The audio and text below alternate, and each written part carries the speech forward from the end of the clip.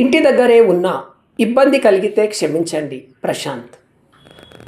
తాను పరారీలో ఉన్నట్లు వస్తున్న వార్తలను బిగ్ బాస్ 7 విన్నర్ పల్లవి ప్రశాంత్ ఖండించారు. ఎక్కడికి వెళ్ళలేదని, ఇంటి దగ్గరే ఉన్నానని తెలియజేస్తూ వీడియోని రిలీజ్ చేశారు. నా వల్ల ఏదైనా ఇబ్బంది జరిగితే నన్ను క్షమించండి. నేను ఎటువంటి తప్పు చేయలేదు, కావాలని నన్ను నెగిటివ్ చేస్తున్నారు. నేను ఎక్కడికి వెళ్ళను, నేను ఫోన్ వాడట్లేదు, ఇది నిజం. ఎవరు ఏం చెప్పినా నమ్మకండి, నాతో మీరంతా ఉంటే చాలు అని ప్రశాంత్ ఆ వీడియోలో చెప్పడం జరిగింది. హెచ్చరిక, బంద్కు పిలుపునిస్తాం.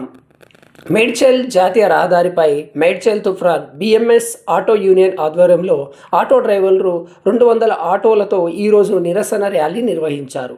తెలంగాణను మరో శ్రీలంకగా తయారు చేయొద్దని కాంగ్రెస్ ప్రభుత్వాన్ని కోరుతున్నామని ఆటో యూనియన్ నాయకులు అన్నారు.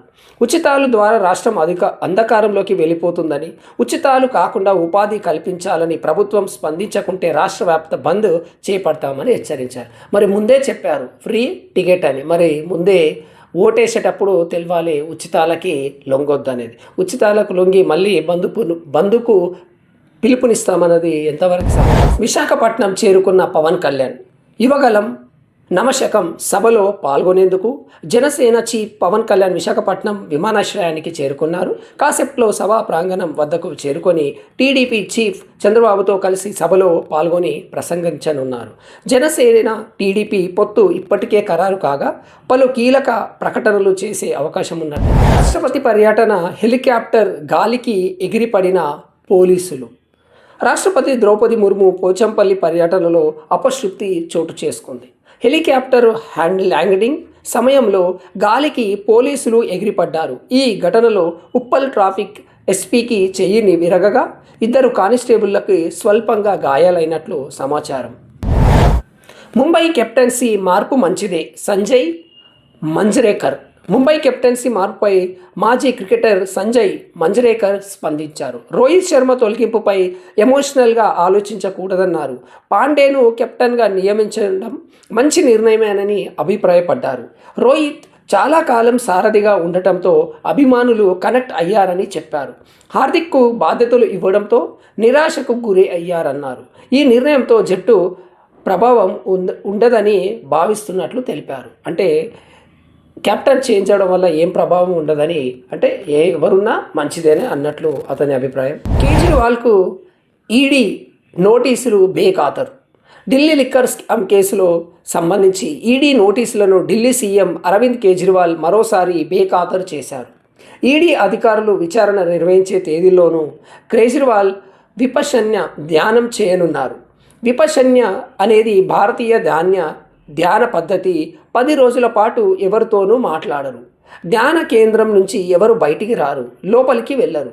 గతంలో బెంగళూరు, జైపూర్లో ఆయన ధ్యానం చేశారు. కాగా గతంలోనూ ఆయన ఈడీ నోటీసులకు స్పందించలేదు. ఇది కేజ్రీవాల్కి సంబంధించిన ట్రాఫిక్ రోలే సీఎం రేవంత్ ప్రయాణం. సీఎం కాన్వాయ్ కోసం సామాన్య ప్రజలను నిలిపివేయడం వల్ల చాలాసేపు ట్రాఫిక్లోనే ఇరుక్కొని వాహనదారులు ఇబ్బంది పడేవారు. కానీ తెలంగాణ సీఎం రేవంత్ రెడ్డి దీనికి భిన్నంగా ట్రాఫిక్ ఆపొద్దని పోలీసులకి సూచించిన విషయం తెలిసిందే. ఈరోజు ఆయన ఇంటి నుంచి అసెంబ్లీకి వెళ్తుండగా ట్రాఫిక్ ఆపకుండా, సైరన్స్ సౌండ్స్ లేకుండా సామాన్యుడితో సమానంగా ప్రయాణించారు. అసెంబ్లీలో హరీష్ రావు వ్యాఖ్యలకు దుమారం లేపింది. అంటే ఏమో మాట్లాడినట్లున్నారు.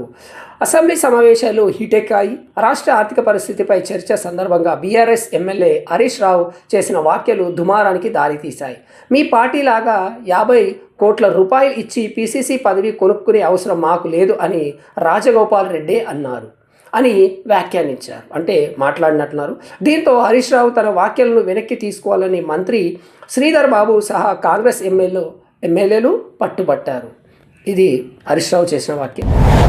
80,000 కోట్లతో కాళేశ్వరాన్ని కట్టమనడం అబద్ధం. సీఎం రేవంత్. రాష్ట్ర ఆర్థిక పరిస్థితిపై అసెంబ్లీలో వేడి చర్చ జరుగుతోంది. ప్రభుత్వం పెట్టిన ఖర్చు, తెచ్చిన రుణాలు కలిపితే అసలు లెక్క తేలుతుందని సీఎం రేవంత్ అన్నారు. కాళేశ్వరం నీటితో వ్యాపారం చేస్తామని చెప్పి అప్పులు తెచ్చారు. మిషన్ భగీరథతో 5,700 కోట్ల సంపాదిస్తామని చెప్పారు. 80,000 కోట్లతో కాళేశ్వరం కట్టమనడం అబద్ధం. ప్రాజెక్టు కార్పొరేషన్ రుణమే 97,448 కోట్లు మంజూరు అయ్యాయని సీఎం చెప్పారు. టెన్నిస్ ఆడిన ధోని, పంత్.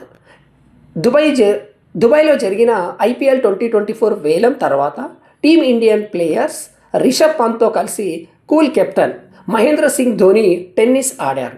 ఢిల్లీ తరపున పంత్ వేలంలో పాల్గొన్నప్పటికీ సిఎస్కే మేనేజ్మెంట్తో ధోని కనిపించలేదు. కానీ వేలం పూర్తయిన తర్వాత అర్ధరాత్రి వీరిద్దరు కలిసి టెన్నిస్ ఆడడం గమనార్హం. ధోని వైపు పంత్ గట్టిగా షాట్ కొట్టడంతో అక్కడున్న ఫ్యాన్స్ అంతా కేకలు పెట్టారు. ఈ వీడియో నెట్టింట వైరల్ అవుతుంది.